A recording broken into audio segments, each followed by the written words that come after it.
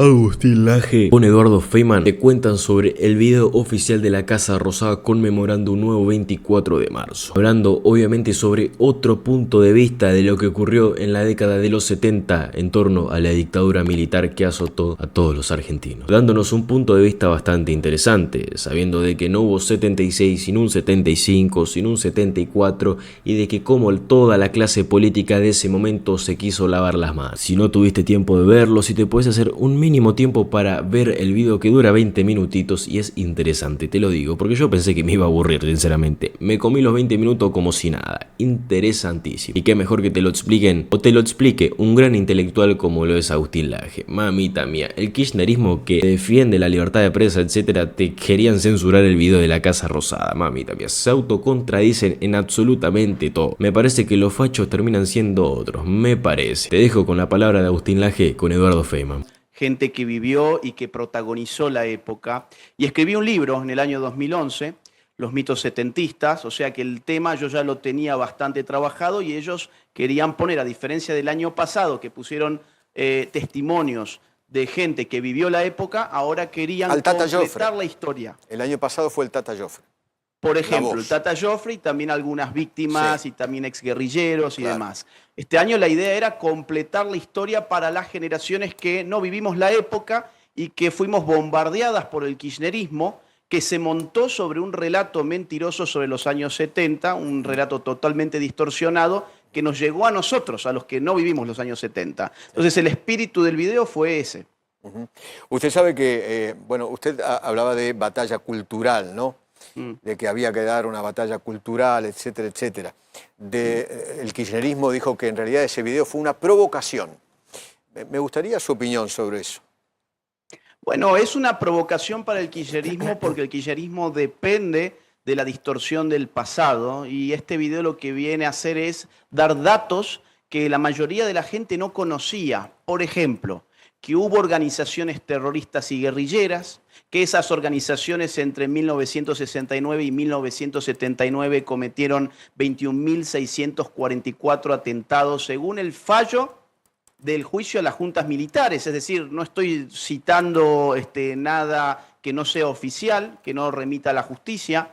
Además que la mayoría de esos atentados terroristas se cometieron entre mayo de 1973 y el 24 de marzo de 1976, o sea, en periodos democráticos, con lo cual la intención de las organizaciones guerrilleras y terroristas no era luchar contra una dictadura para devolverle a la Argentina la democracia, sino al contrario, era voltear la democracia para instalar su propia dictadura de inspiración castrista, porque la mayor parte de estas organizaciones se entrenaron, se financiaron y se enviaron desde la Cuba de Fidel Castro. Esto es recontra sabido para aquellos que estudian en profundidad el tema, pero para la mayoría de las personas no, por eso queríamos ponerlo en un video. Eso años 73, perdón, eso años 73, 74, 75.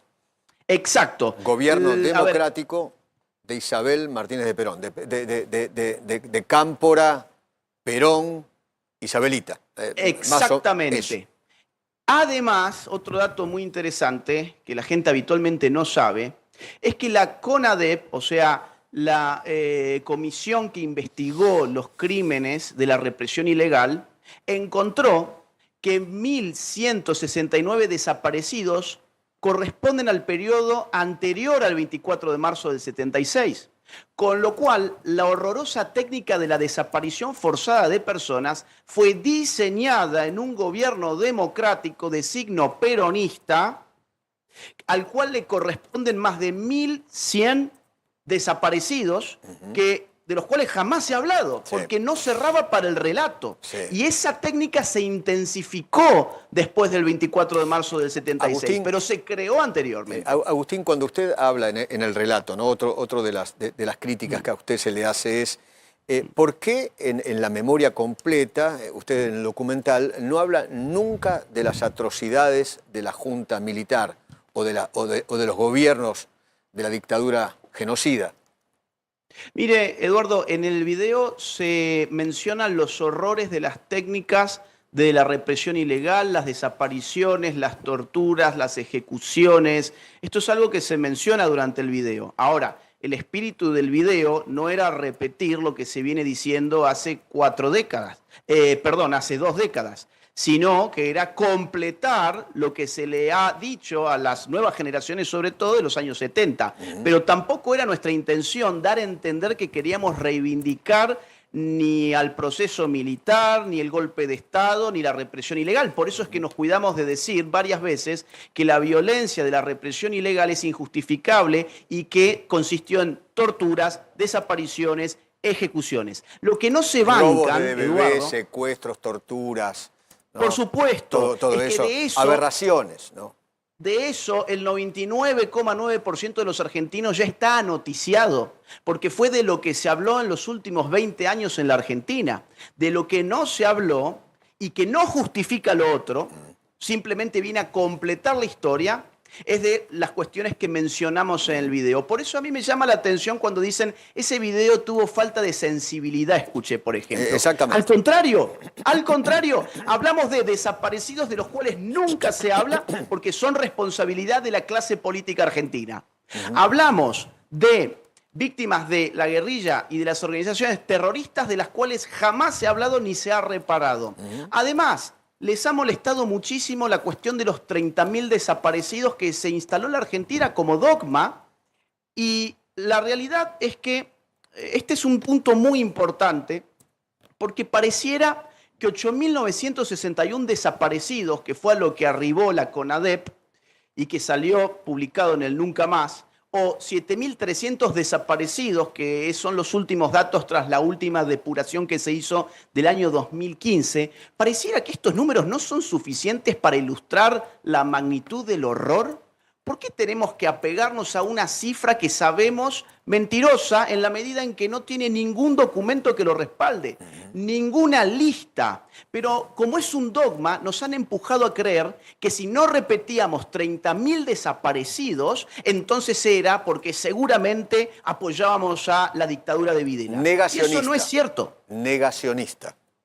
Pero es que es al contrario, ellos son los negacionistas del trabajo excepcional de muchísimos argentinos que se pasaron parte de su vida buscando desaparecidos. Ellos son negacionistas del dinero que se ha usado del contribuyente argentino para impulsar esas investigaciones y para dar reparaciones e indemnizaciones a los fines de que las familias de los desaparecidos hagan las correspondientes denuncias. Y el número es atroz, 7.300 personas, es atroz.